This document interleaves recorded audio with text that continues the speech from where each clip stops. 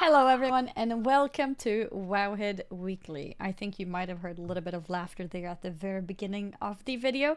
We got Brightpaw here, doing Brightpaw things as usual.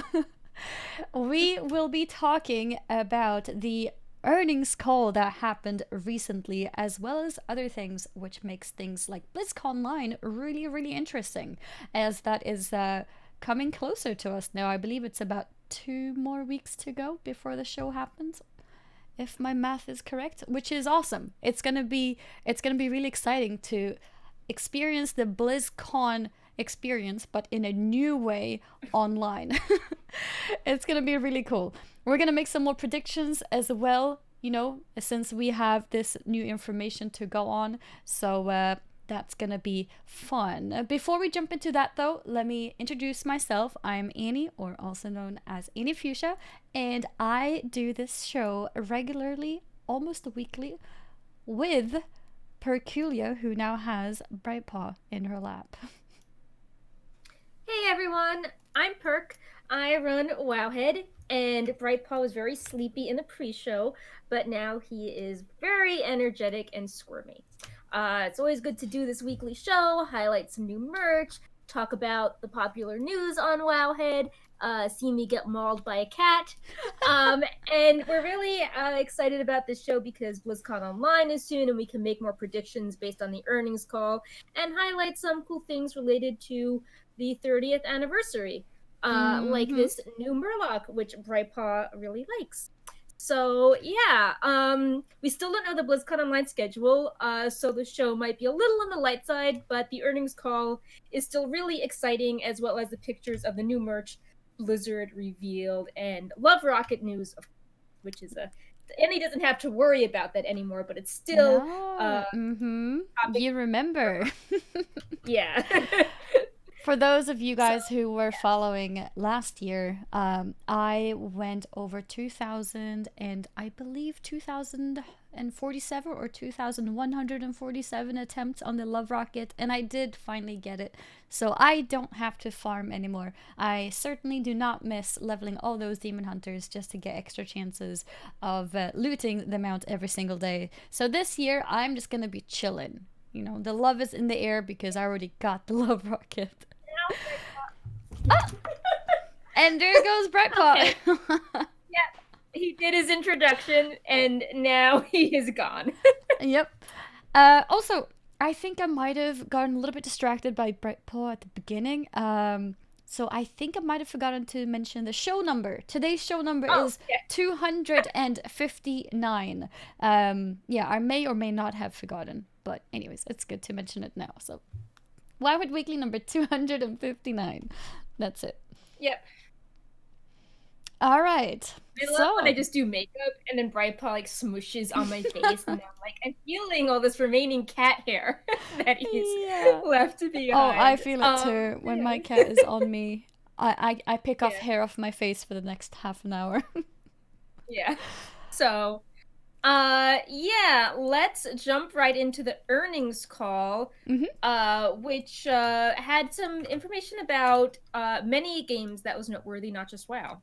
So, if people miss this, every quarter Activision Blizzard does an earnings call. It doesn't just focus on Blizzard because they also own, studios like King, and there's Call of Duty, Candy Crush, lots of various things. But with people staying at home, the Blizzard games have been doing really well this past year, and people are just curious if Blizzard will drop hints about what is coming next in the financial results. This isn't really geared towards just players. It's geared towards investors, people in the business sector, but players really like reading this just for fun anyway, but some language is just not designed to be read by casuals. So something which is interesting to start off with Blizzard is quarter 4 is when Shadowlands comes out. It's the October through December range, and that's historically when most industries make all their money. But they actually had their monthly active users was actually down slightly from quarter 3, and they're like, WoW did really strong, but there was like not as many other games coming out and no BlizzCon, which like drives hype in that time period, which I found really interesting. Mm-hmm. Like it's still doing really well. I just thought it was interesting how it went down from quarter 3 just because not as many Blizzard games competing against all the like December releases against other games. Mm-hmm. What they said was that it's still doing Shadowlands is still doing really well compared to other expansions at this point. It makes sense. We're all stuck at home. Yep. But Also, what's interesting, because sorry for interrupting, but I think this is really interesting. Sure, the numbers have gone down, but we're talking about, going from 30 million active users to 29 million. yeah, So that is, yeah. It's still like still way a lot. higher than usual too. Yeah. Yeah. But it is interesting to then imagine if we had a normal end of year with BlizzCon and things like that, like you talked about, how much that would affect it potentially in the upwards direction instead. Yeah. Something I'm reading directly from the transcript. They said World of Warcraft had a strong year with net bookings growing over 40% year over year to the highest level in nearly a decade. Fourth quarter net bookings for the franchise grew by a double-digit percentage year over year, driven by strong sales of the Shadowlands expansion, subscriber growth, and high participation in value-added services. So that all backs up what you're saying. The part which people are really discussing with World of Warcraft is what comes next. And it was a line that said, in the Warcraft franchise, we intend to deliver more frequent premium content to sustain and expand the World of Warcraft community. And we've made multiple mobile free to play Warcraft experiences, and they're now in advanced development based on our franchise's beloved IP. This will create opportunities for both existing players and new fans to experience the Warcraft universe in entirely new ways. So a lot of people are like, are we getting Mm. more phone games? What does this mean? Yeah. Are we getting like Warcraft Pokemon Go? Or like, I don't know, like Fortnite or like Among Us? Like what are these different genres that they have in development? So what are Mm-hmm. your takes on this? I I think mean, I yeah. think it's definitely hinting towards putting WoW up there on the mobile sort of a market, and I'm wondering if it's going to be a small part of the World of Warcraft game, such as like you mentioned, like the Pokemon Go, if it's going to be a World of Warcraft Go type of thing with pet battles, or if it's going to be a full on sort of MMO experience. Because I, for a long time, thought, no, it's impossible. You can't have a game like WoW on mobile. But having seen the mobile games of today, they're actually very good. They have a lot of capabilities, both graphically and also player wise. It might be difficult to do things like PvP, which is very much based on movement, but I can imagine doing dungeons, for example, on mobile. I don't see that it's being really far away from what we have right now. And I think it's interesting also since Blizzard did also add the console support quite recently with the key bindings. So I think they are looking at simplifying things to make it easier to play with on other platforms. And yeah, I don't know. I think it's gonna be really interesting to see because it's still in my mind difficult to imagine and respect a big game on a phone, but I don't see it being too impossible. I do hope that we get pet battles. I feel like that's such a simple concept as well. It's already kind of done and simplified in game 2 because it does freeze you into this specific window with only 3 abilities, or well, there's a fourth which is to catch the pet, and 5 to do, to Yeah. just yeah, you get my point though. There's not that many buttons to press, so I feel like pet battles is already mobile ready, and then it's a question of whether we will have a bit more sophisticated gameplay on mobile. What are your thoughts on it? So, when you mentioned the capabilities and how advanced it could be, I immediately thought of the Diablo Immortal data mining we've been doing, where the models are really high quality for a mobile game, and people are speculating if there could even be like I don't know, like a desktop port, because they're really detailed. And Oh. when you compare like the fiery armor sets and weapons to Cataclysm, weapons like similar models from old school WoW, it looks better than some of the old WoW stuff. So I do think that there is the potential to have some, pretty rich looking games, high graphic quality. I'm not sure if they'd port another MMO over with how complicated those games are, but I could see them doing like small group content so it wasn't just, one on one like pet battles. Mm-hmm. Um, and that might be a good way to do stuff with your friends, especially if quarantine continues and you're at home. I have to wonder that uh, they'd be thinking of people, how people can play games on their phones if they're stuck in isolation, or if they're like not walking or commuting. So I imagine they might be tweaking their sort of strategies, sort of like Pokemon Go had to when people were suddenly stuck at home. Oh, that's a good uh, point. With the isolating and everything going on with the pandemic and people probably traveling less, do you think it has somehow halted the mobile development of things, of gaming in particular? I mean, I think people have definitely been pivoting. I mean, there are still opportunities where you can use things in different ways, and I've seen a similar kind of shift in the podcast industry. Like that was another thing people would do; they would listen to a podcast while commuting, Mm-hmm. and like now there's no need for it, but you still need something to do if you're like cooking or you're cleaning at home. And I can see people, maybe they're playing like a mobile game if they're like, I don't know, waiting on the phone to sort out paperwork, or they're in the bathroom, or they can't focus and they just want to play something on their phone. So I think there's still a need for it, but Mm-hmm. the audience and like how long they're playing the game may change during the pandemic. Yeah, that's a good point. How long people play the game. So it might not be the 1 hour communing in the morning and 1 hour communing later. It might be more often smaller breaks throughout the whole day instead. Yeah, exactly. Like that's what I do more. Like I'm not.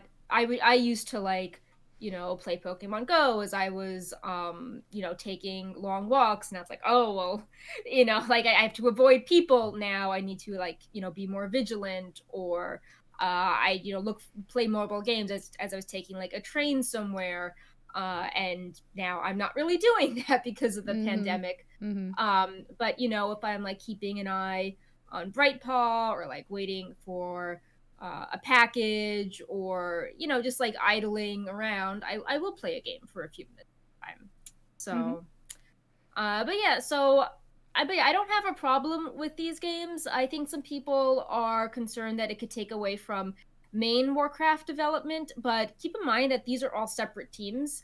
And Blizzard just announced they were absorbing that Vicarious Visions studio, which had several hundred developers. So, they could be working on a product, and it's not as if they're cutting the resources put on the Shadowlands team for this. Mm-hmm. So, but yeah, I don't think we're gonna see a mobile announcement at BlizzCon line, but I think with how they keep highlighting this in the earnings call, it's not coming out of nowhere. Like, a mobile game is happening at some point. Yeah, I'm really curious what kind of angle they'll take on it.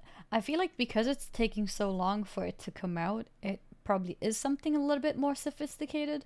Um, but then again, even a Pokemon Go type of Warcraft would need a whole revamp, actually. So it wouldn't be as simple as just put the current PvP pet battles on mobile. I feel like that's something that they could have done probably a year or two, maybe even 3 years ago. But maybe they just want something better. They don't want to release Yeah. something kind of like, yeah, there you go, it just works on mobile. Um, I guess they want to have a proper announcement for something which is a bit more uh, good. Yeah, I'm sure working from home has also affected the feedback loop. Like we saw with Shadowlands and some of the Ian interviews, they were going on about like the early development worked well when you're working from home, but getting feedback on the more intricate things and, playtest or difficult when you're all not in person and you're not seeing like the spontaneous reactions. That part suffered. So Mm-hmm. you can imagine for a game that's not yet released that has like maybe some prototypes or things that are totally unknown or big discussion points, refining those systems is probably taking longer with the pandemic. Mm-hmm. But yeah, so if we highlight other games, Diablo had some interesting news. On one end, they said that Diablo Immortal is going to have another round of testing later in the year, and the launch is also planned for later this year. But then Blizzard also clarified that, no Diablo 4 or Overwatch 2 for 2021. It's Mm-hmm. 2022 at the earliest. And they also had the interesting line, as we execute on our Diablo pipeline, we expect the franchise to contribute meaningfully to our reach, engagement, and player investment growth in the coming quarters and years ahead, which could also hint that, they have bigger plans for Diablo. And when they hinted at the restructuring in the pipeline, that makes you think about Vicarious Vision stepping in to um, take over that heavily rumored Diablo 2 remaster.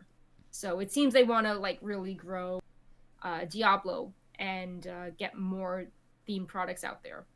Diablo has had a bit of a. It's been kind of forgotten in the shadows for some time, right? Wasn't there a BlizzCon where they didn't even have a booth? Yeah, like they had like a really tiny booth Mm-hmm.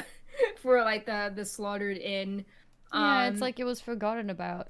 So maybe it's on purpose now. They're just hoping that it kind of, makes a little bit of money on the side there with people who are still playing Rifts and Diablo 3. And then maybe they're wanting to come back and come back strong after taking this sort of break. yeah, I imagine they also want to do more with brand because Blizzard Mm-hmm. for so many years had their three like franchise pillars of Warcraft, Diablo, and StarCraft, and they haven't really been doing a ton with StarCraft recently. And some of the recent reports were talking about how they put StarCraft on like, that they stopped really supporting the game, and then people left to form their own RTS studio.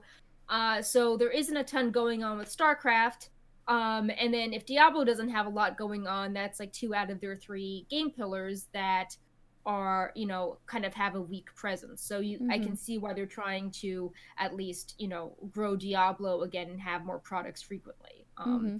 Indeed. Especially because that whole like layoff situation last year or the year before was all like, oh, we want to hire more devs, like, Mm-hmm. our games are coming out too slowly, we need to increase the production on it.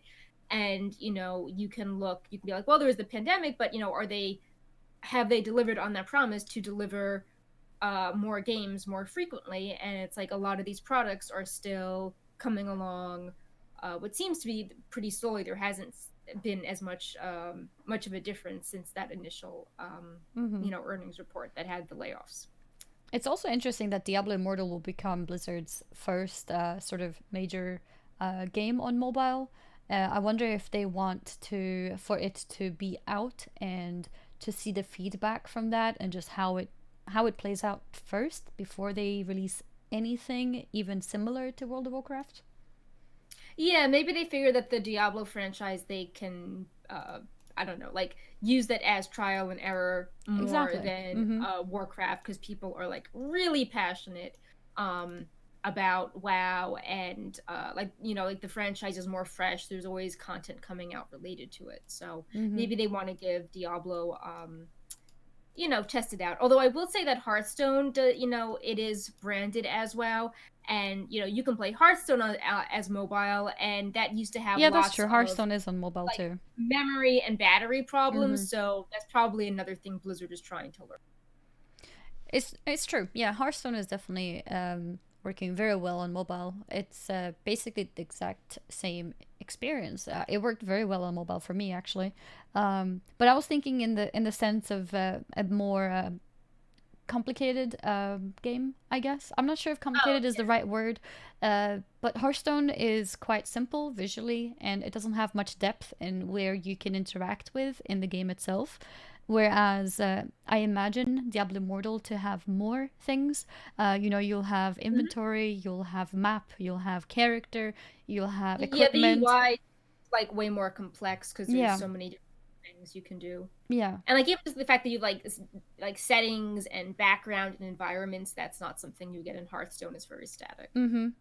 So I can Um, imagine all of that kind of complicating a lot of things, and I can imagine with WoW that it would be even more complicated because WoW has a lot more things. Because then there's other decisions too with WoW, like are you going to make a separate game or are you going to make an extension of what exists already? Because WoW is not the type of game which has a new game. You don't go and say next it's World of Warcraft 2, right? But you do with Diablo. You say Diablo 2, right. Diablo 3, Diablo 4, Diablo Mortal. So they make it completely separate. It makes things a little bit more Mhm. isolated, and the problems become more isolated to that game rather than ruin the entire thing. Because with World of Warcraft, if they decide to make an extension of World of Warcraft itself, it complicates things and might destroy some kind of balancing issues that can affect the main game too. So I can imagine it being a lot more complicated in that sense. Yeah, But I I'm think not Diablo sure Immortal will if be a they'd good want. first try.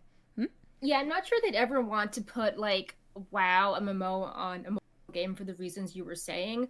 But it's still really tricky if they try to like brand WoW in another genre, like Pokemon Go or other games that are popular to play Mm-hmm. online, because you have to nail the new genre. It's not like branding something in the Warcraft universe means it's a success. Like look at Heroes of the Storm. They tried to put WoW characters in a MOBA, and Didn't even though work. MOBAs were like hype at the time, it didn't really work. So you can't just automatically assume that Warcraft will carry a new genre, because people don't want to be like, oh, it's Warcraft reskinned Pokemon, but it's like less fun. I'm gonna play the original Mm-hmm. game in this genre. Yeah, no, you're So absolutely right. they still need to do a good job with it, even if it's a genre that's less complex to put on a phone than an MMO. Mm-hmm. Like Heroes was beautiful, and of course, like graphically, and it was a very smooth game as well. And they had the characters that were recognizable too. But from a MOBA standpoint, it just didn't capture things properly. It didn't have enough interest, and that can happen with any kind of game if they make a World of Warcraft pet battle go. And they're Mm-hmm. still, like you said, going to have to make something to make it, interesting and better than what Pokemon already offers, because otherwise people would just play Pokemon. Yeah.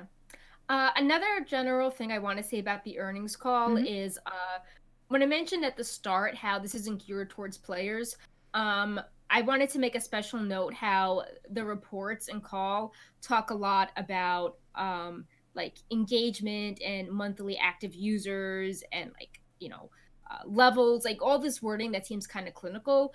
There was an interview Ian did. I forget with whom, but he was talking about earnings call language and how this is a standard metric that investors use. And the internal team at Blizzard is not using the same metrics to judge something a success. And they gave the example actually of the Mechanar issue in Burning Crusade. Like everyone was running it because it was fast and a good way to farm things. And if you just looked at, no one was like, oh, this dungeon is doing so well, it's high engagement, time spent in dungeon, let's make everything like Mechanar. So it's just Yeah. I don't want people to be like, oh, Blizzard only cares about how frequently we log in. The game is designed to appeal to investors. This is just language used to appeal to people who like run banks or big corporations. Mm-hmm. Blizzard is not like, oh, our MAU went down by 1 million, this means we have to like mess up anima. That's not Mm-hmm. how. On So the if we take back the topic from before a little bit, I'm curious if you had some more thoughts on it. So we talked about pet battle now quite a few times, yeah. um, because I just read the sentence again, and it's really interesting. The sentence that we mentioned earlier was, "This will create opportunities." This is regarding the Warcraft franchise. This will create opportunities for both existing players and new fans to experience the Warcraft universe in entirely new ways. entirely new ways. So that sounds like a different genre, not porting the MMO. Exactly. Yeah, because I think I originally thought about it, like in a new way, like for example, on a new platform. But it sounds like an entirely new genre. And Yeah, what could that be then? Except for Pet Battle, of course. I could imagine that being its own genre. Um, but sounds like there could be something else too. And it also says that they've made multiple mobile free-to-play Warcraft experiences. So it's not just one either. yeah. I mean, if you just Google things like popular mobile games, there's lots of different genres. Like Candy Crush. Mm-hmm. Is there? Clash of Clans. Clash Royale. Genshin Impact. Blizzard could be going in all these different directions. I know we go back to Pokemon Go a lot because one of the former top developers on Warcraft, Corey Stockton, did pet battles, really likes Pokemon, and now he's on an unannounced Warcraft project. So people assume he's doing something pet battle related, but I mean, like I said, there's so many uh, other genres that are going on with mobile games. So the sky could really be the limit here. Yeah, just googling popular mobile games Mm-hmm. 2020. Hopefully, don't have an ad that's playing noise. It's like like looking at this, it's like, oh, you can play virtual pool. You Mm-hmm. can play Animal Crossing Pocket Camp, Stardew Valley, New York Times Spelling Bee, Mm-hmm. Mario Kart Tour, Fortnite, Monument Valley, Minecraft. Like there are so many Yeah. things, like there are so many different genres that Words with Friends, Warcraft with Friends. Like there are so many directions Blizzard could go in if they sort of free the WoW branding from the MMO. It's really interesting. So, have we had any other major gaming companies do anything similar that we could expect them maybe to like? Has Riot done anything towards that? Because I know Riot is working on their MMORPG, so they're going that way. Um, I'm not sure if there's been any major company Yeah, mobile games pulling it. recently. Let's see who we are. So League has Teamfight Tactics, Legends of Runeterra, Valorant, Team um, fight tactics. and Wild Rift. And So maybe like an auto chess. It's possible. yeah.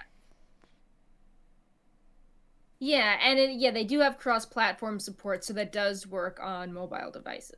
Mm-hmm. So, yeah, so maybe they could be trying something like that. Mm-hmm.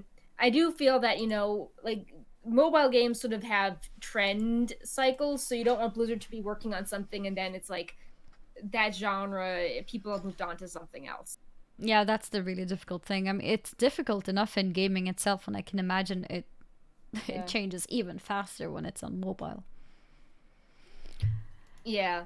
So, yeah, Mm-hmm. I don't think we're gonna see this at BlizzCon line, but I am really curious to see what's up. They could also be wanting the pandemic to ease up before announcing things if, like we said, it's natural to do stuff on your phone as you're walking around. And Mm-hmm. it's really difficult to hype up the launch for a game when everyone is stuck at home, just like marketing, influencers, it's just really difficult when you can't get people in the same room for a brand new product. Mm-hmm.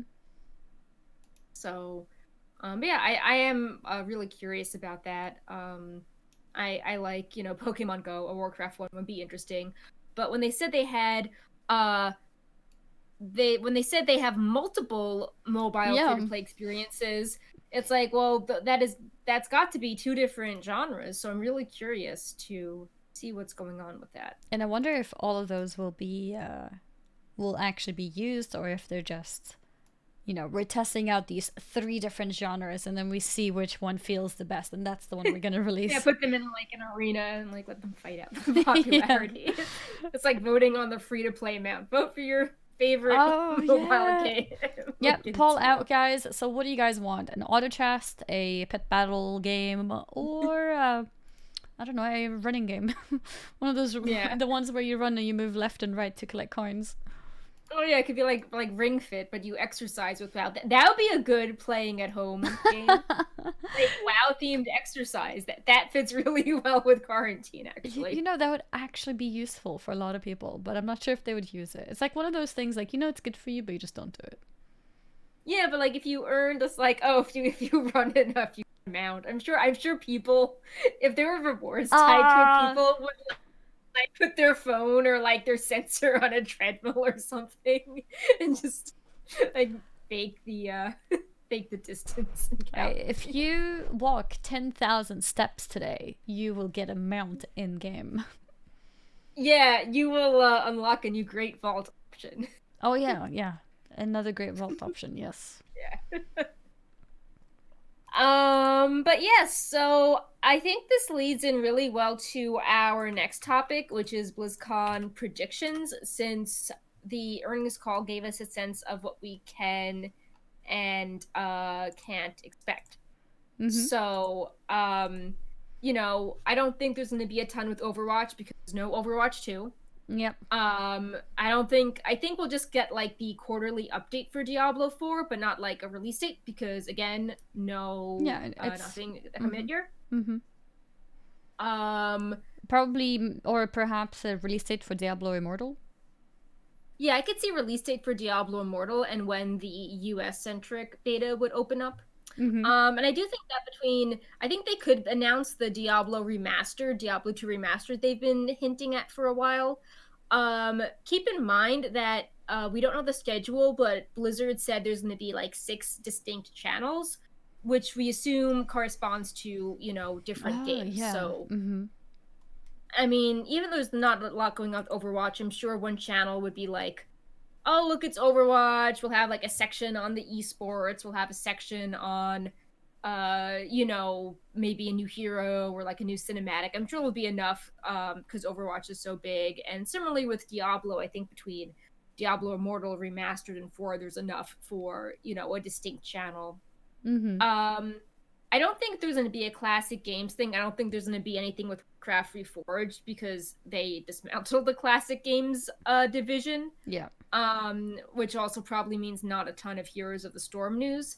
But I could see there being like a general Blizzard 30th anniversary channel because the anniversary is today, and a lot of the BlizzCon line branding is celebrating that anniversary. So, you know, I'm sure they would have like testimonials from employees looking back and nostalgia and like new merchandise reveals and, you know, hyping up Blizzard as a place to work because BlizzCon was always like it was sort of a recruiting tool as well. You know, they had like Life at Blizzard, you could inquire about jobs. So I'm sure they'd want to do some, you know, Blizzard culture promotion as well. So I could see there being like a community channel for 30th anniversary stuff. Mm-hmm. Hearthstone seems pretty straightforward to me. They always announce their theme in like February, or March, so this lines up really well. They'll just like announce what's coming next. Mm-hmm. And I think it's really interesting because they always try to tie into what's going on with WoW really well, like little throwbacks. So it would be interesting if they do like a Shadowlands themed expansion. Like, I don't know, like the Year of Death. But I feel like they're always a little bit behind though. So if it's gonna be a little bit of a Shadowlands thing, it's gonna be maybe the next expansion of Hearthstone. That is. It'll be interesting if they announce Burning Crusade because Hearthstone added the Demon Hunters and Illidan last year, and Ashes of Outland, and that was around the time we got that first survey for Classic Burning Crusade. So, you know, maybe there's something with Shadowlands, or they'll have, I don't know, a reference to like stewards or like something smaller in Shadowlands, because Hearthstone announced the BFA Tortolans actually, so maybe there's like creature crossover. They did also use Illidan as part of their key art. Yeah, which, you know, it was Hearthstone, but I think that's also a subtle nod to Burning Crusade because he just sort of keeps coming up in things like accidentally. Like, you know, oh, like, but why would Illidan be in the Hearthstone art? Because he's like old school. He's not the focus of the new expansion. You know, he was already last year. Likewise, we'll highlight a cinematic soon, and they just keep highlighting like the Illidan themed expansions in it. So I definitely think they're hinting at Burning Crusade, which yeah, that can be our next prediction. I'm really sure we're going to get Burning Crusade Classic. We've been prepping for it on Wowhead. Like it just sort of seems like I don't know, like a foregone quick conclusion at this point. What do you think? Yeah, I do feel like we're gonna get more information on TBC, maybe even perhaps a release date or launch date for it. I think there's been a lot of little small hints everywhere. Illidan representing Hearthstone when the new Hearthstone expansion is probably not related to the Burning Crusade. And the pet that we got as well, I think, was also a little nod towards TBC. The pet that we got in WoW for buying the special bundle for the BlizzCon line. And what else? I feel like there's just so many little things here and there, which is pointing towards it being a potential big announcement for TBC. And I mean, Nax is out, and many guilds have cleared it, so I think a lot of classic players too are just waiting for TBC at this point. Yeah, I think that there are some in-game things Blizzard is doing that hint that classic Burning Crusade is coming. Like, yeah, they made some mechanical changes, right? Yeah, like there were some bug fixes that were documented as a bug during Classic, but were only fixed when Burning Crusade came out, some things with totems. So it's like, well, if you're fixing it now, it must mean that Burning Crusade is coming. And other people are speculating that we won't only get Burning Crusade, but we could also get fresh Classic servers because... Yeah. You know, we've seen that in a survey recently. Blizzard was directly asking about fresh servers, and there are always questions like, you know, would you play Burning Crusade, or do you just want to keep playing Classic? And, you know, things like the spell batching change make people wonder, you know, could we be getting a fresh, starting over from scratch Classic server where we do things from Molten Core with, you know, the mechanics change due to spell batching. Or we saw Chinese servers experimenting with world buffs where you like go up to an NPC and you just talk to the NPC to get it, as opposed to like, you know, logging off and not playing for the rest of the week. So maybe they want to do like a do-over on Classic with some subtle changes to encourage people to actually log on and not just, you know, save their buffs. Interesting. Yeah, no, it's a very good point. And the spell batching change was really interesting too, because it happened after the whole game is over, right? It happened after Nax is out. Like, Nax out, it's been cleared. Everyone has, you know, experienced most of what they are intending to experience. Let's put it like that. And now Blizzard thinks it's a good time to fix the spell batching when everything is over. So it does definitely feel like this was in preparation for TBC. There is no other reason to fix like the batching thing if the game is over. Yeah, so I think they could be announcing things on both fronts. They were also talking about in their surveys things like APIs and tracking tools. So maybe they'll be like, okay, we gave you Purist Classic, and now we're going to do more, you know, elaborate things to help with like esports and rankings and that sort of thing. So yeah, I can definitely see there being enough Classic Burning Crusade news to justify one of those 6 channels. So that would leave us with 30th anniversary, Hearthstone, Overwatch, Diablo, WoW Classic, and then finally for the 6th, WoW Shadowlands. So I think it's pretty obvious, like, they have to announce 9/1. You know, has to be a thing. Oh, we're definitely getting a date, right? A date for 9, maybe not a date exactly. I don't think we're getting... Actually, we'll talk about this a little more in the show, but we saw a hint of the first minor content patch on the WoW vendor CDN, Oh and it yeah. wasn't 9.1, it was 9.05. So I think that like we've gone a really long time without new content in Shadowlands. I know it felt like a ton squeezed into that holiday period, but now it's kind of dried up. So I think that they're going to announce like alt changes and maybe like a few more quests in point 5 and announce a date so that drops really soon to keep people playing. And they'll announce everything in coming in the bigger point 1 patch but not give a date yet because they learned their lesson from launch and how long things take when Yeah. you're So maybe we'll still learn about what the next raid tier definitely. might be, Yeah. but we just won't know when it is. Yeah, exactly. I think that's what they're going to do. I also think we know we're going to get that Wandering Ancient mount in Core 1. Oh yeah. And we highlighted last week that we saw the mount teased in that like little video. The trailer. Yeah, I'm pretty sure they're going to announce that. You know. Yep. And everyone at home right now, log in and you have the new ancient mount. First announcement. There you go.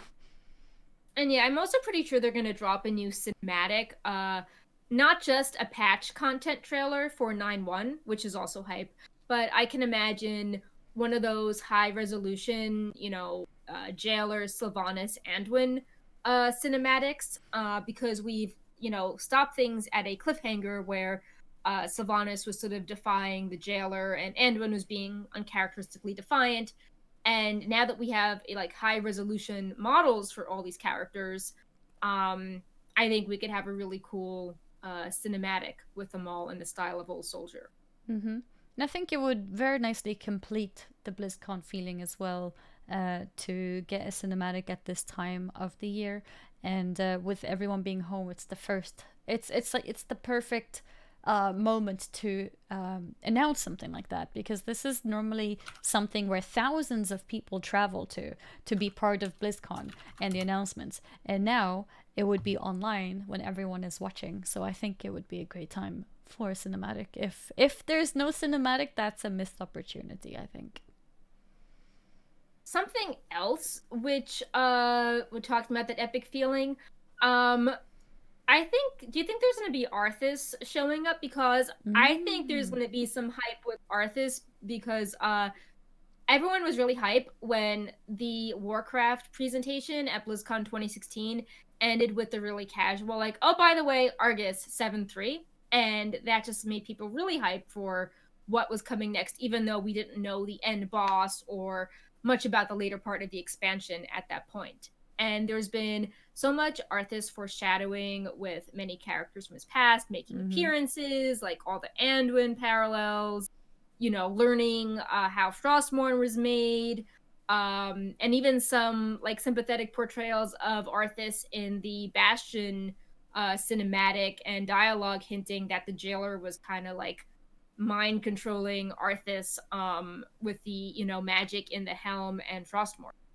So I think that even if Blizzard is not going to be revealing later parts of the story, knowing that Arthas is going to be in the future, I think will make people really hype, even if the patches are a little slower. That's actually true. Imagine you've been a somewhat of a veteran, but perhaps now casual World of Warcraft fan, right? And you know of the old Arthur stories because maybe you used to play at the time, quite passionately, and maybe you don't play anymore. And you hear about this BlizzCon thing. Hey, did you know BlizzCon is online this year? And it's like, what, really? It's the perfect time to actually come with a cinematic, which potentially includes Arthas in it, because it's a very special type of event at the moment with BlizzCon being online. It's the first and it's time. Free. And it's free too, exactly. So anyone can tune in and watch it. So I do feel like including Arthas in that would probably be the best move for Blizzard. Yeah, and it's like I think this could serve a similar role to Illidan in generating hype for WoW again. Like WoD promised a lot of hype, but then with like the canceled patches and other issues, it was kind of a low point. And then knowing Illidan was coming, even though he didn't really do much until patch 7.2, I think was really exciting for the game. Mm-hmm. And we don't really know what's going on with Shadowlands. Like, we don't know what the next raid is. So I think just knowing that Arthas is on the horizon, so to that Argus moment, I think would be a really smart move on Blizzard's end. Plus, it would be. We have that Helm of Domination coming, Yep. which, by the way, I'm being sent one, I think, in 2 days, so we'll have it for next week's show. Mm-hmm. So I just think, we've had an Artha statue, now we have this Helm, and it just, and it's all branded as like, this is Arthas's helm. It's not Bolvar's helm or the helm Sylvanas tried to say, specifically his helm.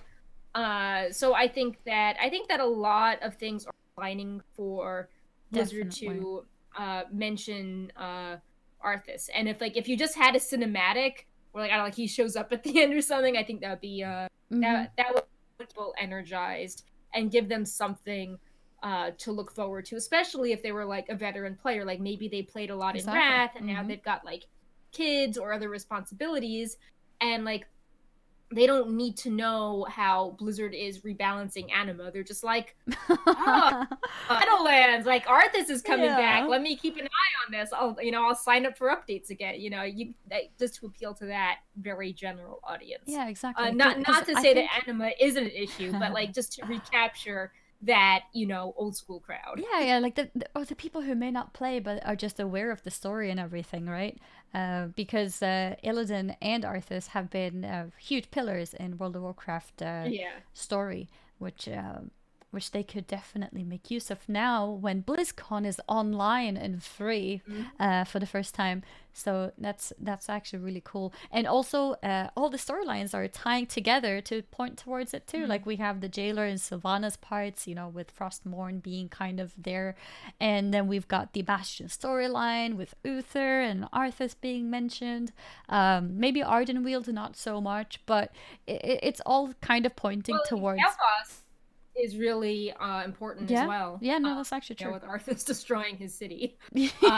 So, yeah, I mean, like, Kel'Thuzad making appearances, Saffron, data mined, Bolvar obviously was the Lich King after Arthas, Uther making an appearance, just lots of characters from his past,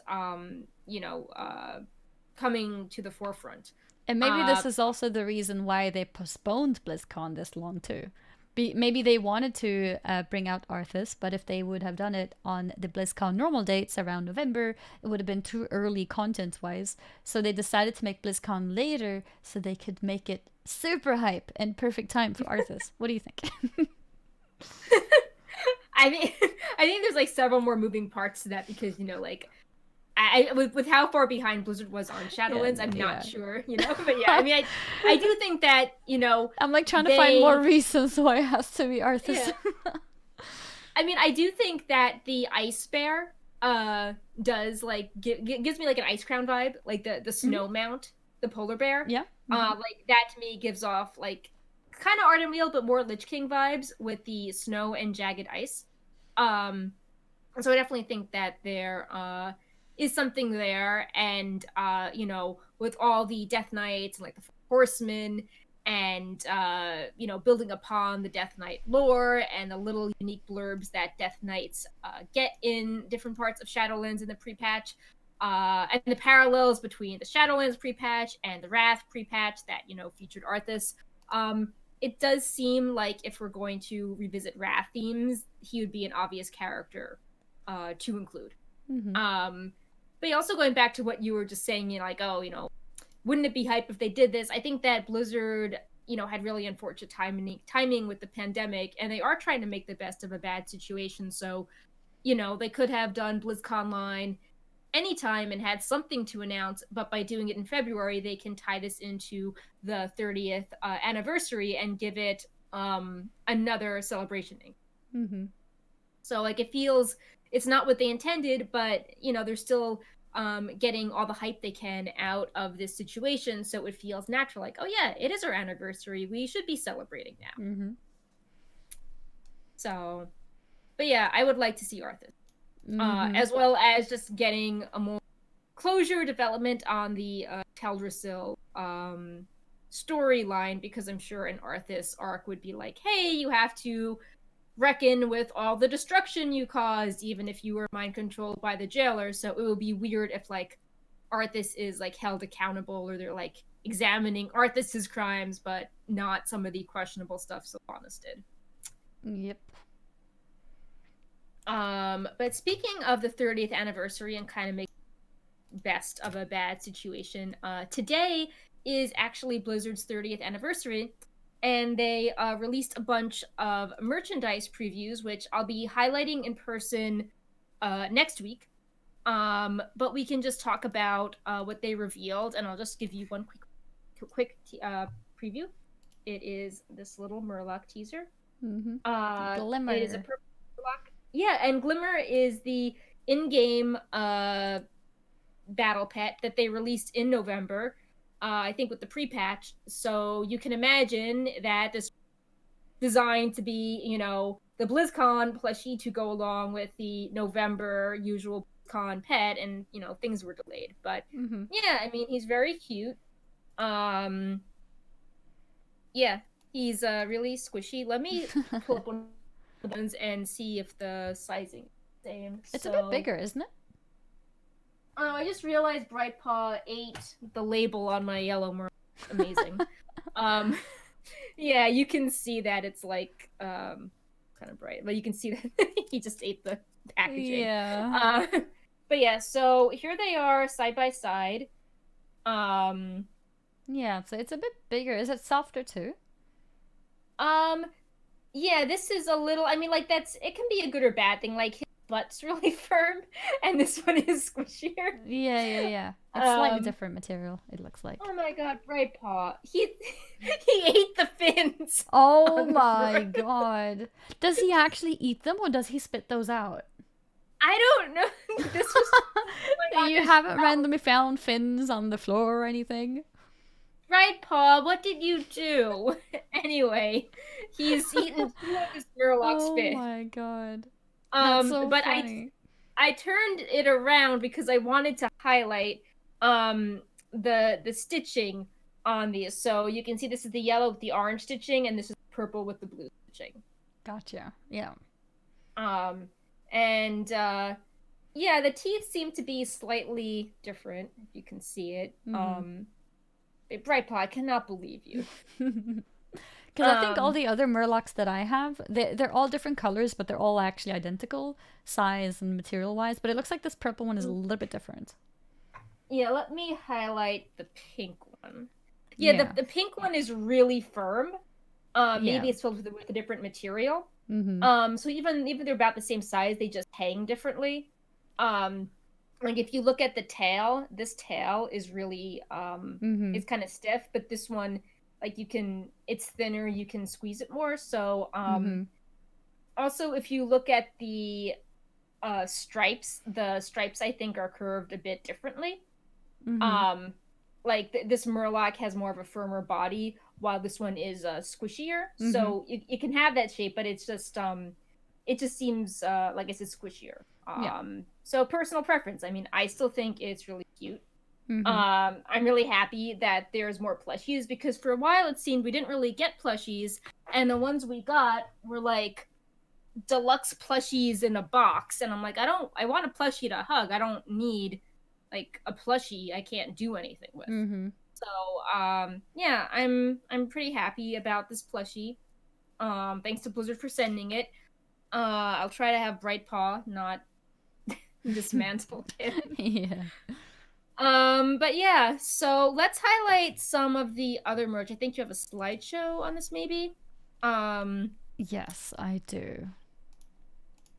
So just to highlight some of the products in the press release, we are getting merchandise branded for the 30th anniversary, including a big mouse pad, a journal, lanyard, and a limited edition pin.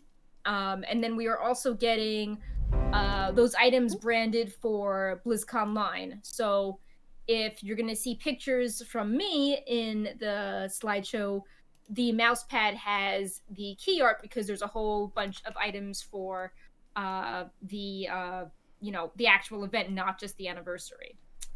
And this will include apparel like shirts, hoodies, art prints. I really want an art print of the BlizzCon line stuff. Yeah, me too. And there are also books that we've highlighted before, but you can order starting on the 19th, like the Azeroth Fairy Tales book, the new WoW cookbook, and the lore book called Grimoire of the Shadowlands. So just keep in mind in this post, this isn't a comprehensive look at the merchandise. These are just like a teaser of things to keep in mind. And yeah, I think just the anniversary pin is limited edition, but the rest is in bigger quantities. We And also we have will some highlight pictures with Brightpaw. Yes, you can see him eyeing that Murloc because fin. Or Brightpaw pretending he's Bolvar. Yeah. It's great. I don't know. We can when the slideshow's over. Were you sent a little care package by Blizzard Media? Because I got sent a cool mask and lanyard I wanted to Yes, I did actually get that too. But since you have it ready and available, then you can show it off. Yeah. Cool. I just wanted to show when it. You're done with Brightpaw. Yeah. Yeah. And I wanted to put a focus on the pin that you were talking about as well. There it is. The special 30th anniversary pin. Yeah, I believe it's limited to 3,000. 3,000. So, I don't have pricing for any of this yet. I just know that the Artha statue, which I'm not sure if we highlighted it at the time, but I did. Did we highlight it? Because we were talking about the price, but I actually got a response from Blizzard, and it's $300. Oh, they posted it like I think an hour after the show was over. Yeah, they emailed me back. Okay, that was what it was. Okay, because I saw the tweet by you guys after the show. I remember. Yeah, that was because of me. The price is $300, and the material polyresin, 6% plastic, 6% alloy. Well, in that case, thank you, Park, for finding out all the information for us. Yeah, so this also goes on sale on the 19th, and yeah, it looks really cool. But you can't wear it on your head. Oh, how unfortunate. That's what I wanted to do. Always wanted to be a Lich King. Did you want me to highlight the lanyard now? Okay. So, oh, I actually have mine here. It just happened to have only the mask part. But yeah, you can go ahead and talk. Yeah, so when you're media at Blizzard, you always get like a special badge and lanyard you can wear. So without a BlizzCon this year, it was really nice that Blizzard Press sent people that were usually media these lanyards to kind of make up for. This is a 30th anniversary one. It looks different than the one in the shop post, so this might be exclusive to media. And it's gold and silver with all the logos, and it says 30th anniversary. And yeah, it looks pretty cool. And then we both have these masks, which are very simple and nice. It says 30th anniversary. I don't know if these will be on sale. I know Blizzard sold masks for other things in the winter. It's a little funny because if there was an event, you wouldn't be wearing the mask. Like the pandemic is why we don't have the event. Yep. But then it's like, well, if we're covering this at home, we're not going to be wearing our masks by ourselves. But I think it's just it's nice to celebrate 30 years. It's black. It goes with, many things you can wear. It's versatile. So yeah, no complaints about it. I'm very happy to get this little memento. So I guess it kind of symbolizes also the pandemic that happened, and therefore there was no event. Yeah. Like and instead of BlizzCon, I got this. Yeah. And you can now sort of advertise Blizzard as you're like, walking down the street. You can show that you're a fan, and you can have this cool thing to set you apart from maybe people that bought the regular masks from the shop. Mm-hmm. So yeah. But yeah, next week we will have I'll actually have merch in hand to show off. The hoodies I think are too big for me. They didn't have the women's yet in stock, but I can still like, show off the fabric and how it's stitched to help people out. So yeah. Before we talk about patch 905 a little bit, we should again go back to it being Blizzard's 30th anniversary Mm-hmm. and highlighting this like short welcome home cinematic to celebrate, which like I was saying earlier, they stitched together a bunch of like game trailer cinematics, and they just happened to include the Legion and Burning Crusade ones, which could be another hint for Mm-hmm. classic Burning Crusade. Yeah, I mean these type of trailers, or it's not exactly a trailer, but these type of short cinematics, they a lot of thought are put into them because they have to decide what to squish into a short amount of time. So when they do have things like Burning Crusade or Legion involved in one way or another, usually there's a reason for it. So it makes it really interesting to see why those choices were made. But yeah, the video is not very long, so we were thinking that we could watch it together. So yeah, let's just jump into it. Yeah. Let's check it out together.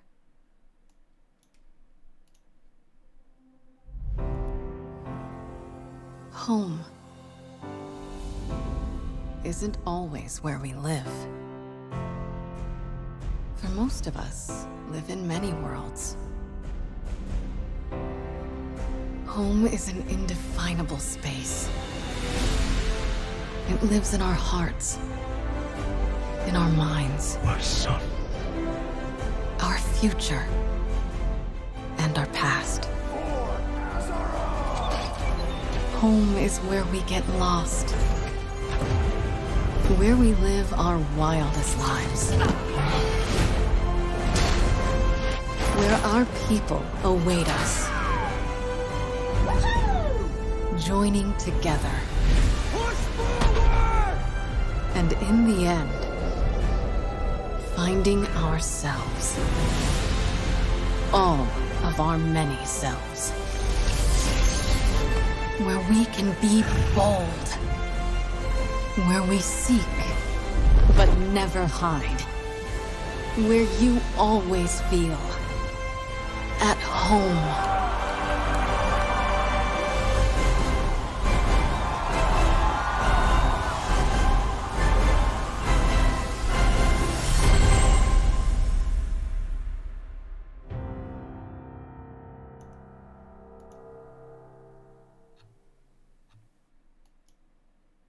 Blizzard 30th anniversary. Welcome Home is the name of the video.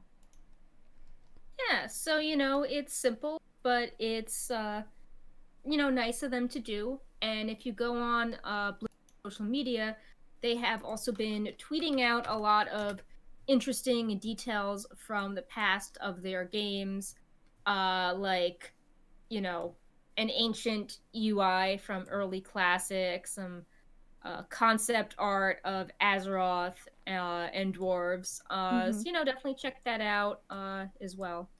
Mm-hmm. And they've been tweeting from like the different franchise Twitters as well. I noticed like you got it on the Warcraft Twitter, you got Diablo Twitter. So I think they're trying to be active on all the different like franchises for this. Yeah, I just noticed that the Warcraft Twitter updated their banner away from Shadowlands to be the 30th anniversary logo too. Interesting. Okay, so more and more themes towards 30th anniversary. Yeah, so I mean, I think that they made the best of not having BlizzCon in November, and they're really hyping up the 30th instead. So, it's funny because I feel like last year we were WoW 15 years.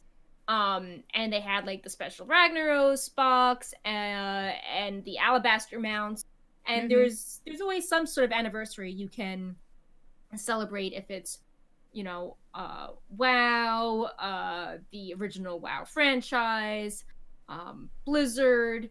That's true. So But yeah, I think it's good to have people celebrate and just reflect on how long the company has been around, because many game studios have not survived as long, and there's been more turnover with companies. So it is like still a really impressive feat to be around when many studios at this point just don't exist after 30 years. They do well for one generation, and then that's it. So it's really impressive they've been around that long. Yeah, no, definitely true. It's it's difficult to last very long, especially in the past 10 years or so, I guess, in the more like internet days of things. I think it's even harder for companies to actually survive longer than just a patch or a hype period. Um, there's crazy competition, so it's pretty impressive considering that. Yeah. But yeah, so should we talk about or maybe one of This 905 thing, or is this yeah. something else?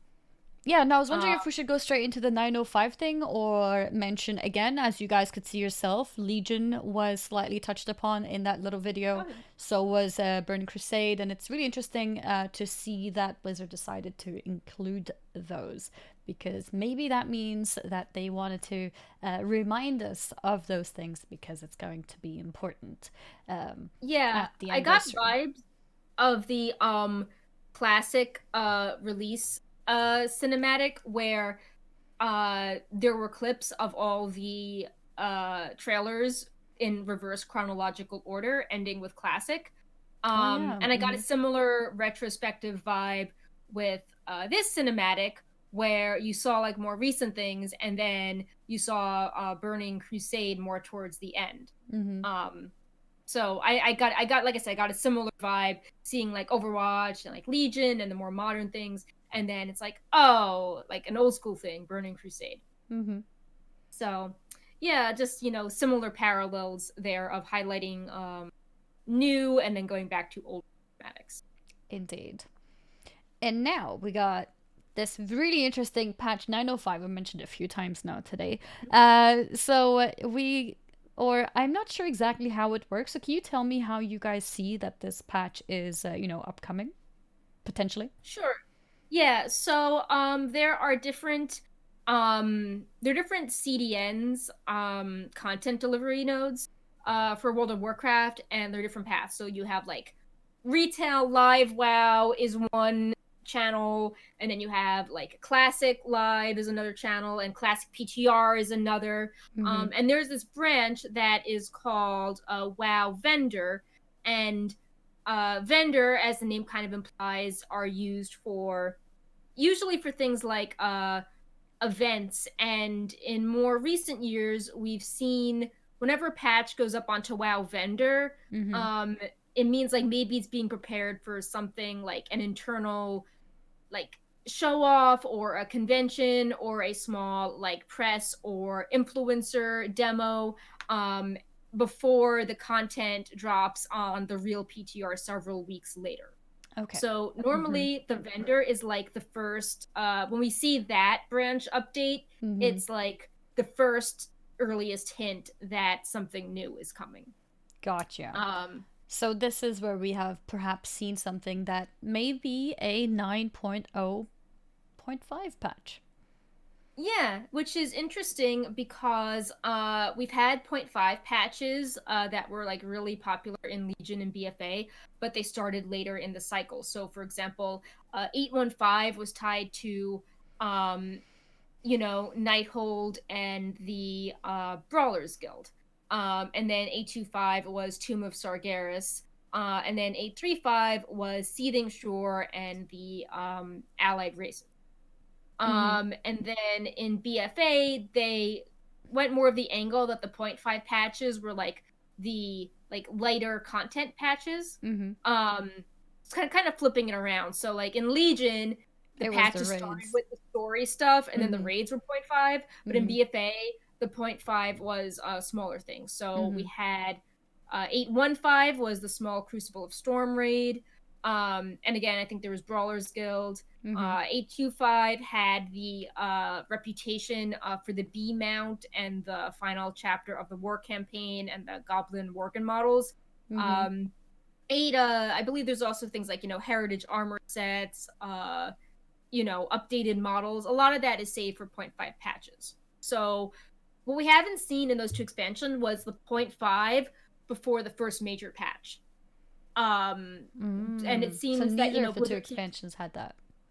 Right. And Blizzard, I believe, said in an interview a few weeks ago that, the first major patch will have flying and it's going to be later in the spring and we're going to see like new zones, and it all sounds really big, and a lot of people were like, how could this be later in the spring? Like, we're going a really long time without content, and having the 0.5 like bridge patch with content to keep us interested could be how we're going to get through the next few months as we wait for the bigger patch to drop. So, I mean, it does make sense because we're on Renown 30 now, and the data mined rewards only go up to Renown 40. We've unlocked all the soul binds. Blizzard is starting to do alt things like, Torghast, account wide, the anima, buffs. And it's like, they need to do something. So people have been speculating that the 0.5 patch could add new quests, new things to do with your covenants, maybe more heritage armor sets, because Blizzard stated they were saved for 0.5 patches. They could announce time walking, easier ways to get anima, maybe more things to do in Torghast, because we've got that like event starting next week. Maybe it'll be like, oh, we have events in 0.5 actually give you cool rewards, because right now it's kind of boring. We could see Brawlers Guild. I have to wonder if the 0.5 patch was planned, because this wasn't in any of the interviews, and maybe the 0.5 patch is for the things that like we're already done, that they can ship out now. So, maybe they're still working on like covenant balance, but it's like, okay, maybe the art or quest or small content teams are ahead of schedule, so they can ship out those updates, now with, pandemic still making things weird. Yeah, I was wondering that too, because so we had a bit of a halt when it came to updates and things during the holidays, and a bit after that as well. Like, class tuning came very late, and I mean, things are still being tuned, actually. We had that recent tuning, which I think happened with the recent... was it with the recent restart? Oh, yeah. Or was it still happening soon? I don't remember. But the small buffs to different specs. Yeah, I was going to say that, I mean, it seems like every week they're either doing an alternate or they're still changing part of the game. So last week, was a lot of like Mythic Plus, tank nerfing sources of tank damage. Tyrannical was recently nerfed. We've had several rounds of class buffs at this point. Anima a few days ago was announced that you wouldn't just get like, one anima per raid. So there's Torghast account-wide. There's been a lot of things which are kind of implying that the big patch could be out for a while, so they're just pushing the updates now to help with alts, because, the big shiny thing isn't for a bit. Yeah, but then again, if they're making this an actual patch, then you start wondering, oh, okay, so they didn't wait with these alt announcements or anima announcements.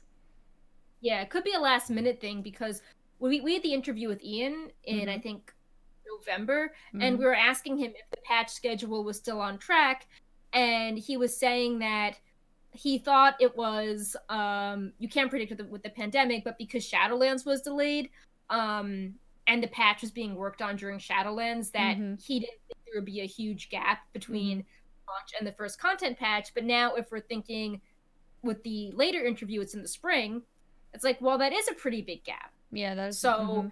Yeah, I feel like maybe this 0.5 patch was something that they realized they needed to do when the bigger patch was taking longer than expected with the pandemic. But don't you you still know, think it's interesting that they did push a lot of these smaller things now already? oh no, Like Torghast, I Anima. agree. Yeah, so maybe that means that there's gonna be more than balancing. Like there has to be Oh, some I kind hope. of new content. No, I mean, I hope this point 0.5 patch has like heritage armor or like, I don't know, WoD time walking or Brawlers Guild. And Blizzard has said, you know, a few times that the systems stuff was taking longer to develop, but like the art team and the quest team and a lot of other teams are ahead of schedule. So you have to wonder if they're like, okay, like let's take all the stuff that's not tied to, you know, covenants and raid and group content and push some of that stuff in this 0.5 patch. Like, you Oh, know, so you mean like it was maybe planned to come later, but they put it in yeah, now instead? Yeah, that makes sense. like Brawlers Guild can go live whenever, and if the you know our team is ahead on things, then you know if the quest people are ahead, they can just you know whip up a heritage armor quest line, and that's not dependent on you know like Whether we covenant can raid. balance or tuning. Yeah, yeah, Right. yeah. So I I think do a wonder lot if of the they'll do solo some. content stuff will be out. Go ahead. Yeah, I wonder if there will be some any kind of major updates to the Covenant abilities themselves. Do you think that Yeah. they would dare tune anything too much when it comes to the Covenant? Because a lot of people have chosen their Covenant based on what they have been told is the best, right? I think that's what most people have done. So if they would balance things and change things that could affect what is considered best, I could imagine that I people would think be it pretty depends. angry. So I don't know if they would do this in 0.5 or want to get more feedback with the first major patch, but we asked Blizzard about this again in that Ian interview, and we're like, you know, like if people want to change legendaries or covenants, there could be a big risk in doing so and cost, and people will be upset. And Ian said something to the effect that they didn't want to like revamp things completely Yeah. during the progression patch, but they if something needed to be changed, they would consider it with like big content updates, and if it was bad enough, they would like reset the cooldown so you could swap between covenants and not feel penalized having to do that. It would just be like, you know, log in, choose your covenant again, the end. So again, I don't know if they'd save that for 0.5 because it seems if you do a lot of class balance, that always requires testing, and I think it could cause a bad ripple effect if they're like, oh, 0.5 patch coming out really quickly, class balance, and then it's rushed or there's not much feedback, and then it creates more balance problems. But yeah, so I think that they would push the changes whenever the raid testing patch is coming up because that's how you would get more like actual, you know, Warcraft logs data, more Yeah, you know, that's true. playtesting. In time for the new tier as well. Yeah, it's always so difficult getting people to actually, you know, test the game, not just, you know, play it. Especially because it's for free. You know, you're asking people to do something boring for free. Yep. And like not I mean like, you know, it's great what streamers do, but your average person is like not going to just like hit a target dummy for hours on end. So I think that to give it their best shot, they would want to tie any serious balance changes to high-end testing, especially because they had that problem with the Shadowlands beta where like conduits were not working, the soul binds were theoretically in the game, but you couldn't really they were really buggy for a bit and people didn't know about it. So I definitely think that they want to have everything optimal settings to get testing if they're going to make any big changes. But yeah, I like I said, I think that the 0.5 patch was not originally intended, didn't come up in a lot of interviews, even in the interview talking about 9.1 being later in the spring. It wasn't like, oh, in the meantime, the 0.5 patch will continue the Covenant campaign. Like, it just was talking about like the new patch having like a mystery new raid and stuff. So yeah, I definitely think that they will discuss 9.1 at BlizzConline, but I'm really curious about this mystery 0.5 patch. Yeah. And maybe Blizzard is like reinventing their patch cadence again, where we're having more frequent small patches in between like the mega content new zone patch. So yeah, very curious about that. I don't think we're getting it before BlizzConline. I think that we could get it maybe like soon after as a way to build hype. Yeah. But yeah, I it think could it's be one gonna of their pretty smaller quiet. announcements during the show. Yeah. Like, I know with Legion, I think they announced... I think they announced 815 and 82 at the same time. And they started with 815 and it was like, Brawlers Guild, Nighthold soon. And then they moved into the hype of 7-2 with the artifact weapons and class mounts. And then it ended with the Argus mic drop.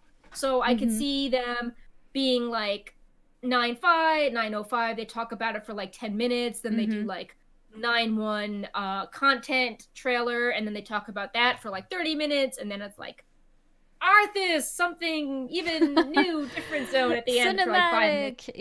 Yeah. So I could see that being a cadence where they focus on 9-1, but they start off with like a mini patch quick preview, and then they end on that like hype mysterious note. What would be the new zone? So let me try to find. Because I want to find the exact wording. Yeah. So I'm not messing. Because the map feels complete, you know, with each covenant having their own zone, and we have the Maw. What could be the other? I mean, like, it is complete, but it's also a bunch of like floaty zones. So they could easily add an island. Somewhere. I mean, I guess so. It would be like a Townless Isle or something. Yeah. With its own content. Yeah, like there could be like a Timeless Isle, or like a Najatar. Let's see. So like a sort of isolated area of its own. Interesting. Yeah. Let's see. This year, so Ian said in this PC Gamer interview, as we look ahead to 2021, we're thrilled to be able to build further on those foundations, to tell epic stories that interconnect the different powers of Shadowlands, heroes and villains of Azeroth, and inner workings of death itself. And then this part is interesting. This year, we'll see players delve deeper into the mysteries of the Shadowlands, including settings even more fantastical than what we've seen so far. I can't say too much more without getting into heavy spoiler territory, but an incredible journey lies ahead as players work to thwart the plans of the mysterious jailer. So to me, when he talks about settings even more fantastical, that hints at like an endgame, cool looking, like, I don't know, Titan zone. Because, you know, it was all like figuring out what Ouroboros is and the Titan parallels there and the Pantheon of Death. I think we could get like a Titan zone at some point. So, yeah, I don't think we're gonna get another Covenant leveling zone. But you know, I think that another endgame zone to do stuff in that maybe like a content zone. Brighter than the Maw. Like, we've learned from the issues of the Maw, like, you can mount up and, like, ugly black rock. So yeah, that was the interview, and again, Ian didn't say too much. People are, you know, fixating on every possible word. As you should. Tinfoil hats out. So yeah, that is all we know, which is not much. We haven't seen a lot of interviews going around on Blizzard's end. That was the last interview we got, so like not a lot of streamer interviews or general chatter. It seems they want to save everything online. And again, we don't know the schedule. We just know that there's an opening ceremony at 2 p.m. on the 19th, and then there are these 6 different channels, and each channel has a 3-hour block of content. So you know, they could do like a what's next, a systems deep dive, and then like a, I don't know, cinematic music thing. Like, there's so many WoW themed panels that aren't super serious that, you know, that they could go behind the scenes with. So, you know, 3 hours is still a lot of time to fit in some information. So, you know, definitely look forward to seeing what they announce there. And yeah, I really hope we get some cool Shadowlands news. 'Cause it felt like really chaotic when it launched with so much going on and the holidays. And now I feel like a lot of people are kind of Finally feeling calming down. Yeah, but also a little like burnt out. Like, oh my god, like and maybe I should have tasted out more, and like I'm tired, but also it's difficult getting anima on my alt. So it's like too much and too little to do at the same time. It's so funny. It's like you want to complain about the lack of anima, but then you're like, if I say that to Blizzard, they're just gonna slap me with it. Well, there's an anima drought, you know. Yeah. But they did buff it, so that was funny. Yeah. You get a little bit more now, at least, from raiding and mythic plussing. Yeah, I think we were talking about that recently. Tyrannical not being fun, and Blizzard then change some of that stuff. So I think when they're realizing that the content might be more spread out than usual, they are addressing some of these pain points as they come up, maybe because they realize that they won't have like a new zone or a new raid to distract people with, so they might as well fix this now.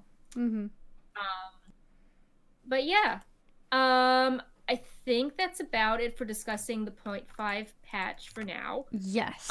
On might do a retrospective highlighting on Wowhead like what every 0.5 patch has had, but yeah, I think we've discussed that a lot for basically one line of code that popped up in Wowhead's chat. This is what Wowhead weekly news are for. We find this line of code somewhere, and then we sit and make predictions. Yeah, that's it. So so the next bit here, it doesn't necessarily need any kind of predictions, although a lot of people were sort of predicting this because we've had a new mount for the Chinese New Year for a few years now, right? Yeah, we've had Shenzhen dog. That one really comes to mind.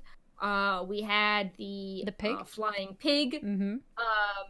I think we've had some other ones, and yeah, Chinese New Year, Year of the Ox, is on Friday, and this is a cool golden mount with flying wings that you can get. Yep. And there are different metals associated with the New Year as well. And this ox has a very like metallic iron quality to him, which also reflects the aspects of the New Year. So again, you can get it for free with a 6-month subscription. People really like the mount special on it. It can fly, unlike the polar bear. So you might get more immediate worth out of this mount than the celebration one. Oh yeah, the polar bear can't fly. But I have to say, the effect around the polar bear with the circle around really it, cool. I didn't expect that when I saw pictures of it first. So it did give a little bit more than you had just seen. Yeah, not complaining about it. I think it's pretty cool. But yeah, so we got the polar bear on Monday, and then this year the ox mount on Tuesday. Yeah, so you get a flying cow or ox. Yeah, you get a flying ox. And has cool wings. It goes really well with a lot of Mists of Pandaria transmogs as well. Like Mogushan, a lot of gold and red with it. Monks will like this mount. And yeah, not too much to say about it. Just this was expected, and yeah, the timing maybe feels a little overkill with online, but there's always a Chinese New Year at this time of the year. And it is the year of the ox, so we're getting an ox. And speaking of predictions, let's find out what the next year's mount will be. Oh yeah, let's see. Chinese. It is a tiger. Oh, that's cool. Okay. You have like a bright paw mount. Bright paw, you hear that? So we get a golden flying tiger next year. This cat is so confusing. I've got his heated bed right here, and I've got my old battered chair in the corner of the room. And he wants he's just curled up. Yeah, he's just curled up in the other, yucky chair. I'm like, right, Paul, just sit here, be on display when I talk about the tiger mount, come up onto the camera, and he's just like, no. Nope. I want to eat my and go away. But yeah, the tiger should be really interesting. Look forward to see what they're doing with that. Yeah. Unfortunately, tiger is not a super unique kind of animal. It is something that we have a lot in the game, right? We do, but a lot of people really love the model, especially the lightly armored ones. Yeah. Remember when there was the Bengal tiger for Titan Make-A-Wish Foundation? Oh, yeah. People were really excited, hoping that the unarmored one would finally be in game, or people that have the old school classic ones. A lot of people, people have a lot of connections to their tigers because they remind them of their cats. Oh no, yeah. I mean, people definitely love the idea of a tiger. I was just thinking because, for example, like calling the mount now like a flying cow, and like the previous one, the flying pig. It's such a ridiculous like. Yeah, you kind of like just laugh at the idea of it, like it's so silly. But when you think of a flying tiger, then it sounds like it's going to fit in the fancy world of World of Warcraft really easily. So it's not that weird. So I was hoping for something weird, I guess. That's what I'm trying to say. Yeah. Also keep in mind there was the Squeakers, the mouse. So yes. Maybe we need like a high fantasy tiger after more I'm sure they can make it look really cool and unique. Yeah. It's just that it won't feel silly. It'll probably just feel really cool. Yeah. Speaking of New Year's, with Chinese New Year going on, the Lunar Festival is also going on. Oh yeah. And Blizzard is continuing the tradition of Shadowlands holiday updates by doing more with the Venthyr in the Ember Court. So if you missed a Wintervale, you could have a special gift in the Ember Court, and Theotar had bribed the brokers to get Christmas trees and dress up Sinfall. This one isn't as elaborate, but it's really interesting.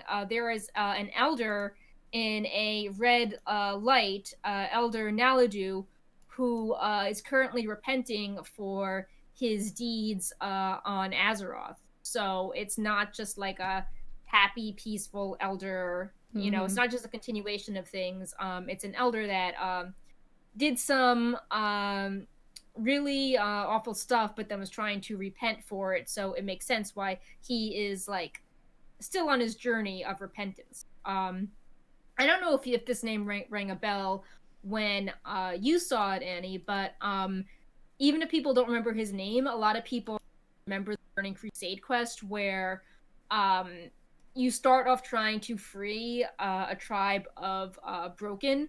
And you learn along the way that the NPC asking you to help the tribe was the one that betrayed and sold them out to the Illidari.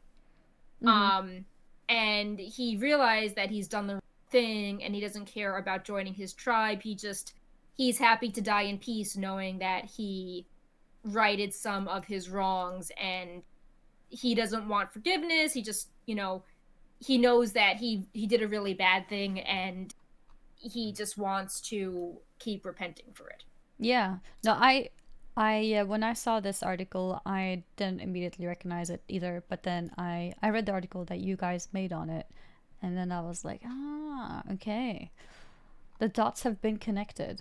It's really cool though that they add these more like characters from the past into the Shadowlands too. Even characters that may not be super duper important anymore in any sense, but it's still it gives us a sense of life in a way.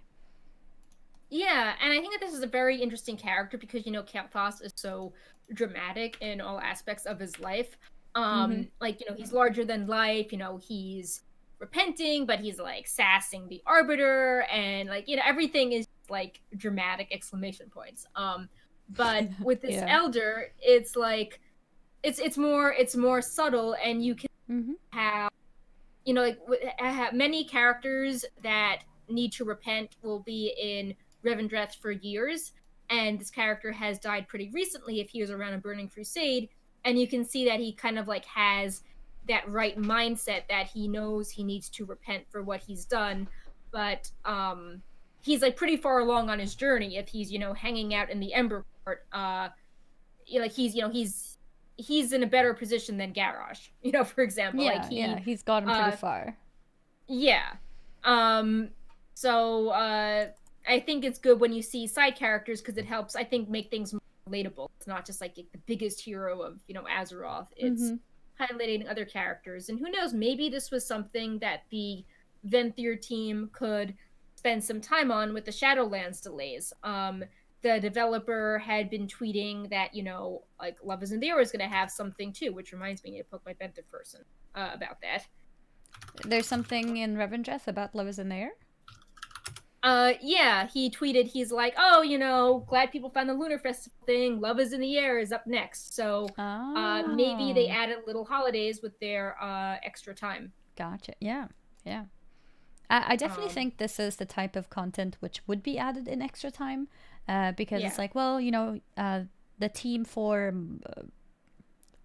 lore or questing, you guys have already finished your main things. It's more of the, you know, system things that needs to be worked on with balancing and things. So why don't we give you guys the task to add more characters that might be interesting for people to stumble upon? And it's nice, you know, it gives it a little bit of flavor and more details and more characters to relate to, so it's good. Yeah, so often it feels like you do an expansion and then there are like loose ends with the story, but Blizzard has to move on to the next thing, and like that story is just left hanging. So it's cool to see in Shadowlands that, you know, these characters are still around, or you know, you actually got to see what happened after you finished the quest. They didn't just like, you know, exist in one moment and then go away. I do hope that they can add this to more covenants in the future, though. Like, I think Ardenweald has a natural hook for Lunar Festival with the Night Elf and, you know, Tauren links and Moonglade.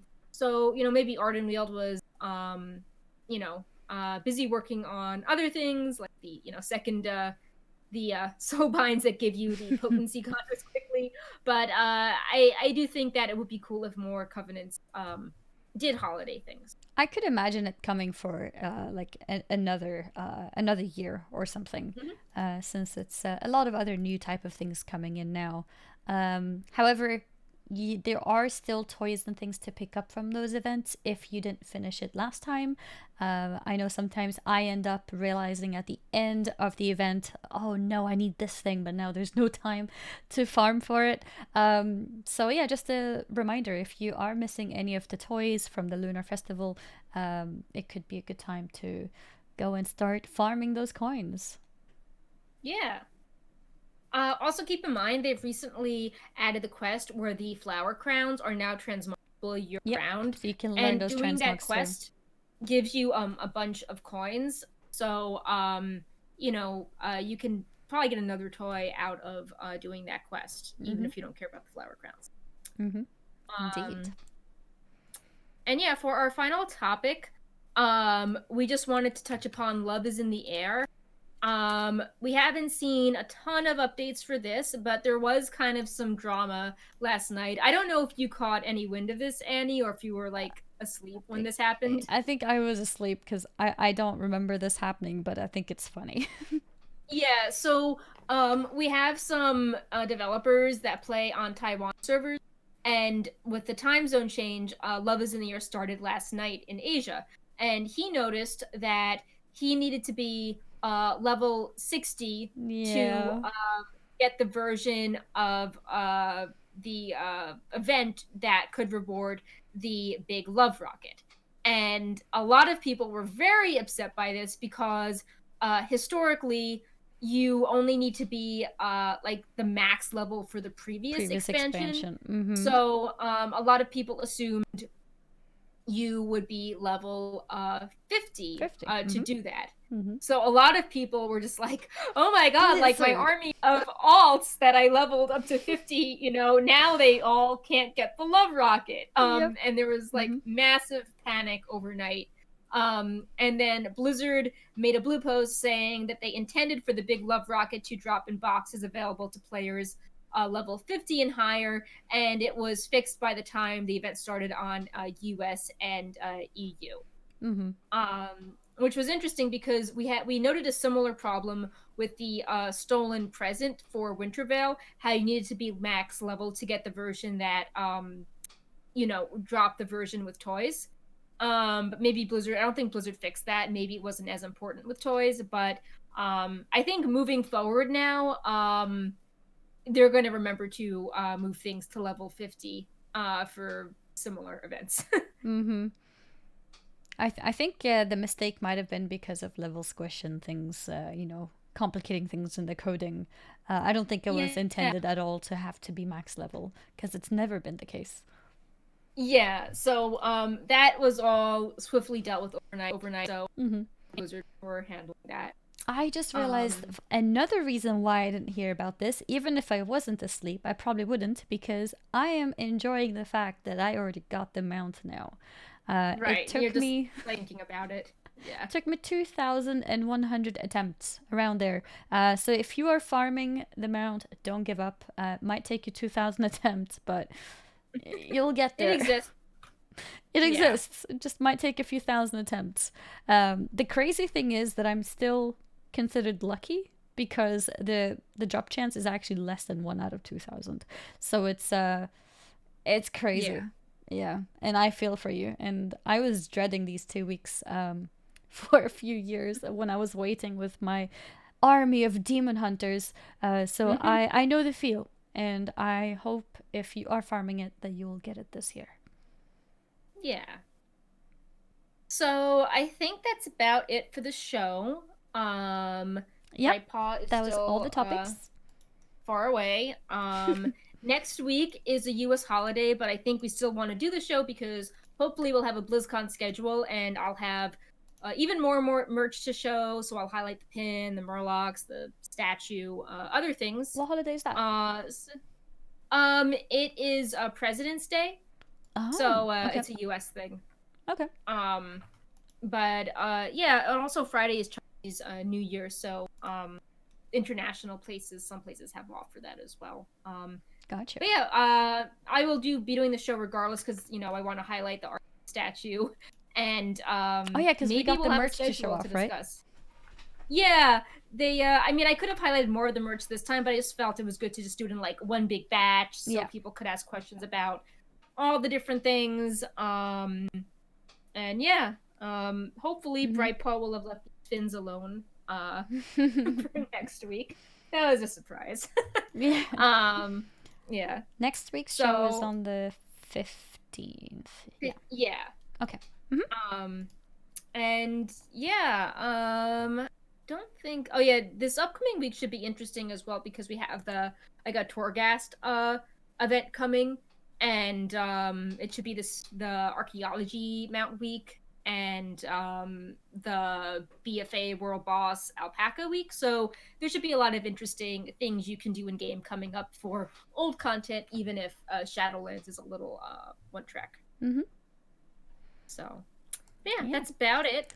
Yeah, that is what we may be covering next week then. We've got a few things to look forward to, and it'll be the show right before BlizzCon Online, so yeah, that'll be interesting.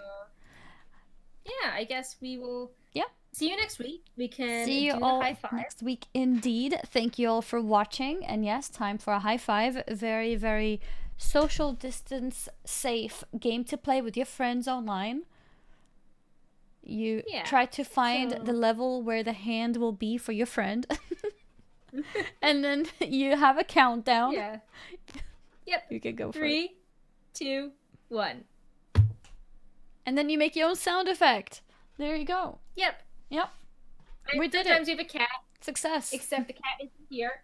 I just realized that the sun had blinded. Yeah, you got really bright there. Yeah, I think it shifted, and I'm like, oh, this looks a lot different.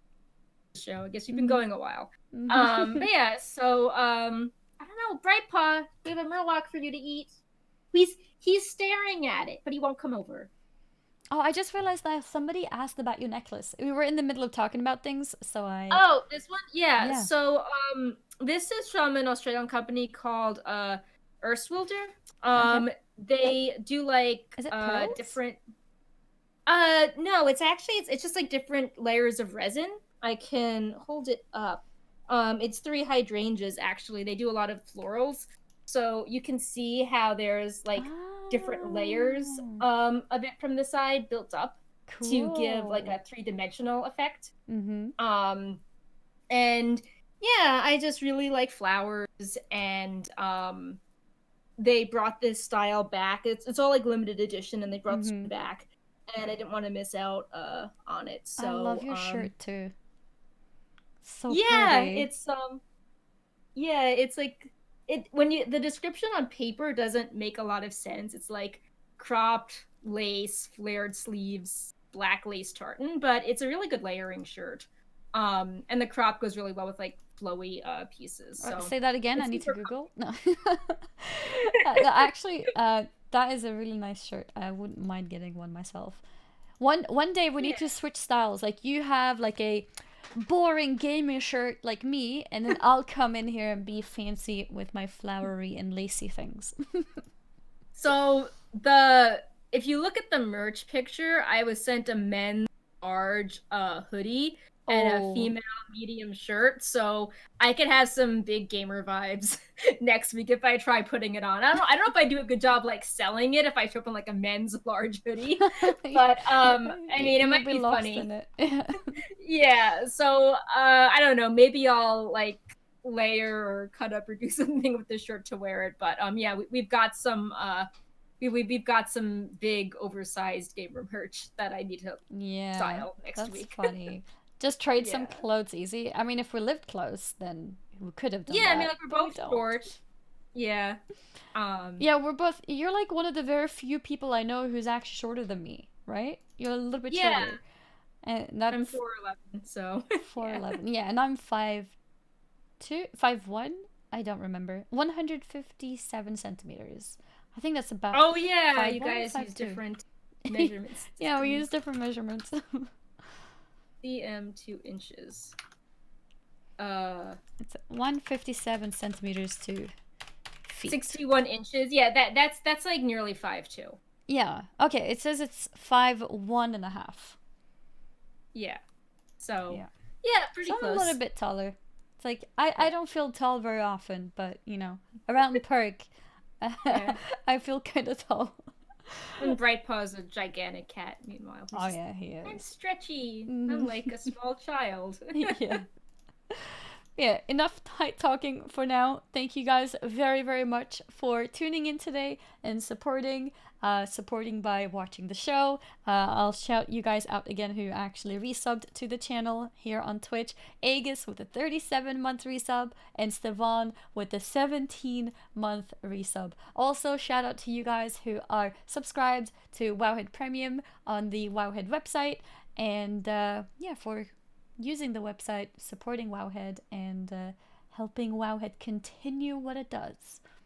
Thank you guys very much. Yeah, Stefan just tweeted that he finished remodeling the data mining streams, so we're ready to do the data mining stream.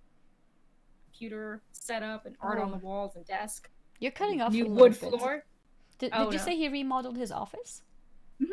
Cool. So, okay. Yeah, we'll get a sneak peek of that maybe, perhaps, when doing the data mining streams then. Yeah, so he remodeled it for him, so... Cool. That's awesome. Exciting. Yeah. All right. Well, we'll see you all next time then. Yep. Yep. See you next week. Bye-bye. Bye. See you all next week. Bye. Bye.